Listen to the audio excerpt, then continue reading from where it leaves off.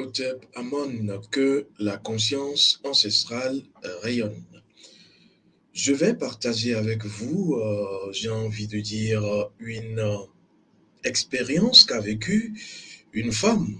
Je rappelle que cette expérience est arrivée à nous parce qu'elle est venue en consultation et vu que je devrais également vous mettre au parfum des choses pour que vous évitiez de commettre les mêmes erreurs. Je vais partager cette expérience qui d'ailleurs a surpris, j'ai envie de dire, tout le staff avec moi. C'était hier, hein, au couvent. Nous avions donc reçu plusieurs consultations et je m'étais donc préparé pour une consultation que je devrais donc effectuer pour une personne et nous avions reçu cette situation. Et cette situation, nous l'avons longuement partagée ensemble et j'ai jugé bon de vous en parler. Il s'agit d'une dame qui est enceinte et cette grossesse dure maintenant 13 mois. 13 mois simplement. Elle a, à l'approche du 10e mois, commencé par faire des pieds et des mains sur le plan clinique, médical, les hôpitaux, tout ce que vous savez. Le tralala, elle l'a fait. Du côté de l'hôpital, on lui a dit qu'on ne trouve pas la cause de cette situation inexpliquée, inexplicable et aussi surprenante. Car c'est quand même surprenant d'avoir une grossesse qui fait plus de 10 mois. Et donc, depuis près de 2 mois, elle a commencé par penser au monde au-delà du physique.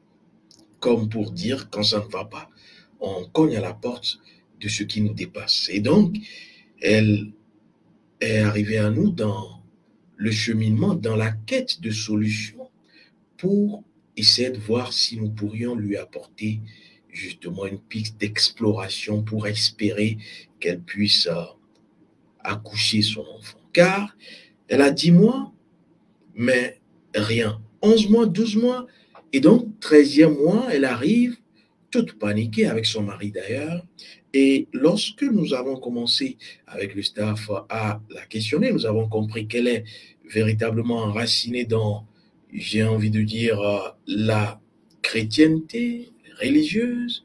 Elle a donc égrené le chapelet, elle a fait les neuvaines, elle a fait les veillées et tout, vous imaginez derrière, rien n'y fit. Son mari également est dans ce même cercle. Et donc, tout désespéré, le couple est arrivé à nous. Et dans la quête, la consultation effectuée, nous nous rendons donc compte que elle a, puisque c'est, je vous donne rapidement pour faire court, elle a renié le village, la famille, la maison natale depuis plus de 20 ans. Et donc, on lui a dit que ton problème ne peut trouver solution que lorsque tu vas retourner au village et que tu vas faire les rites, les cérémonies qu'il faut pour honorer, j'ai envie de dire, tes ancêtres. Elle a pensé que c'était une blague et voilà, elle nous a dit, m'a dit qu'elle ne pourrait pas parce que du côté de tout ce qui est religieux, hein, on leur a fait comprendre que lorsque vous allez au village, c'est les sorciers. Lorsque vous allez au village, c'est justement des pratiques dépassées, des pratiques qui vont même vous faire du mal, comme si on allait au village pour ramasser de la sorcellerie.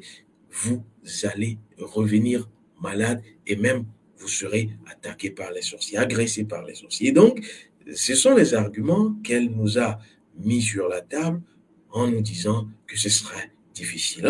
Entre-temps, le mari l'a appelée et a discuté avec elle pour voir dans quelle mesure, même si elle n'y allait pas, qu'on puisse dépêcher une personne du village pour que nous puissions, le staff et moi, faire une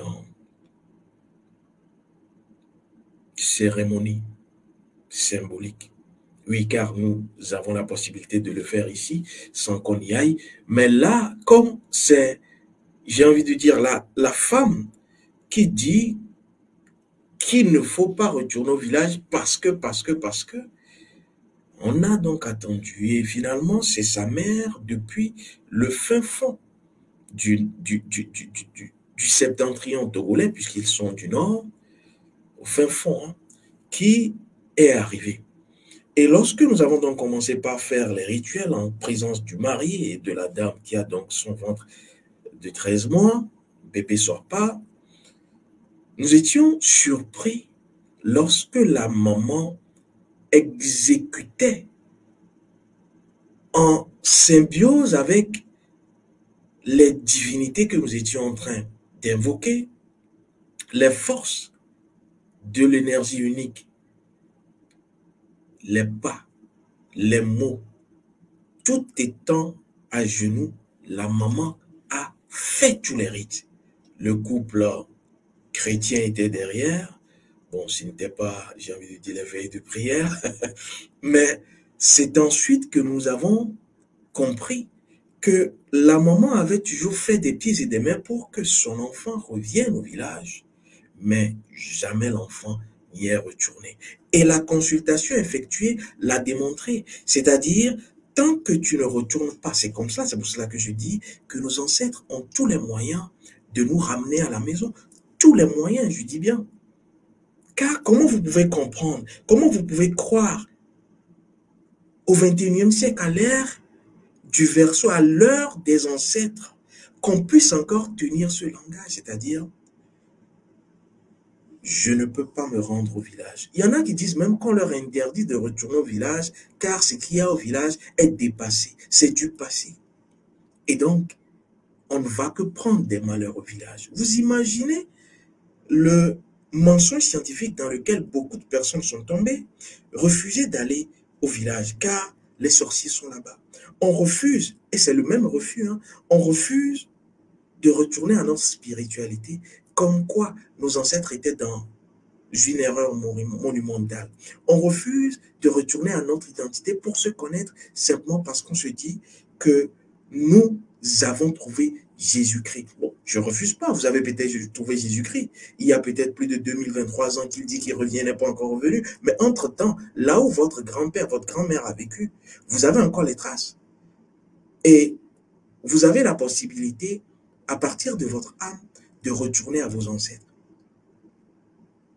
Beaucoup de personnes disent les morts sont morts. Oui, mais en réalité, pour l'Africain, les morts ne sont jamais morts. Vous avez la possibilité de converser avec eux, de pouvoir trouver solution avec eux parce qu'ils sont déjà dans la lumière pour les ancêtres ascensionnés. Vous ne pouvez voir cette lumière qu'à partir de votre lumière, et votre lumière, c'est votre âme, votre cas qui se trouve dans votre âme. Et c'est à partir de là, c'est pour cela que je dis, c'est à partir de l'âme que vous retournerez à vos ancêtres. Sans connaissance de soi, vous faites, j'ai envie de dire, une religion bis. Et donc, vous devrez savoir qu'ils nous ont refusé notre spiritualité. Ils ont dit que dans nos villages, il y avait des sorciers. Ils ont dit que notre histoire, nous n'avions même pas d'histoire. Et aujourd'hui, je vous appelle simplement à redevenir vous-même. Car cette petite situation vécue, je ne dis pas dans quel état était la dame, hein, vécue, prouve à suffisance que vous également, pour les personnes qui continuent de décrier les pratiques ancestrales de vos villages, de Kama, de renier leurs ancêtres, de cracher sur tout ce qui est spiritualité ancestrale, vous devrez savoir que les difficultés que vous aurez, les situations difficiles, la plupart du temps, puisque nos ancêtres ne sont pas tellement loin de nous, ce sont nos ancêtres qui nous tirent les oreilles pour que nous puissions revenir à la raison.